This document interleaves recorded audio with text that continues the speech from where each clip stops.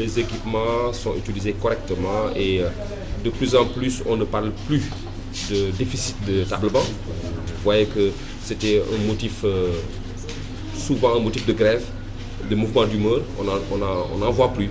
Il y a juste quelques poches qui nous restent à couvrir et je pense qu'après cela, on ne parlera plus de... Maintenant, nous sommes aussi en train d'évoluer vers des équipements en matériel scientifique, puisque maintenant on parle de développement des matières scientifiques.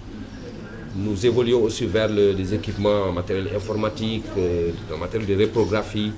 Voilà, c'est tout un système, c'est tout un ensemble et je suis satisfait en tout cas de ce que j'ai constaté au niveau des académies et je ne manquerai pas de rendre compte au ministre pour une meilleure utilisation des ressources de l'État en termes d'équipement.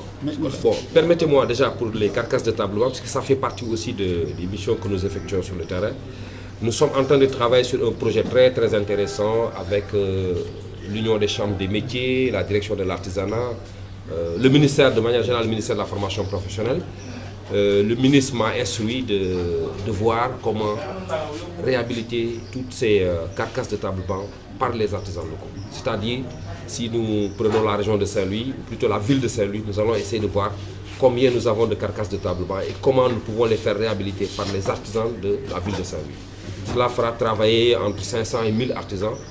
Et si on ajoute à cela le fait qu'on demandera à chaque maître artisan d'utiliser 2 jeunes en formation professionnelle, je pense que c'est quand même un projet très intéressant sur lequel nous sommes en train de travailler. Nous espérons que dès l'année 2014, nous pourrons le mettre en œuvre.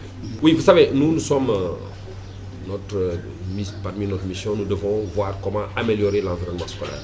Nous avions remarqué que tous les ans, sur 100 tables-bancs commandés et livrés auprès des établissements, en fin d'année, on en perd environ 15 à 20. C'est énorme. Le table-banc est estimé à 30 000 francs. Faites le calcul tout de suite, vous vous rendez compte que c'est vraiment beaucoup d'argent injecté dans le système et qui malheureusement n'a pas une durée de vie assez importante. Donc il y a d'une part la mauvaise qualité des table-bancs qui sont souvent livrés et pour lesquels nous n'avions pas la possibilité d'intervenir simplement parce que nous n'étions pas très présents sur le terrain. Il y a également le fait que souvent, en période d'inondation, les écoles étant utilisées, les table-bancs sont entassés dans la cour de l'école et donc au contact de l'eau, des pluies, ces table-bancs sont usés.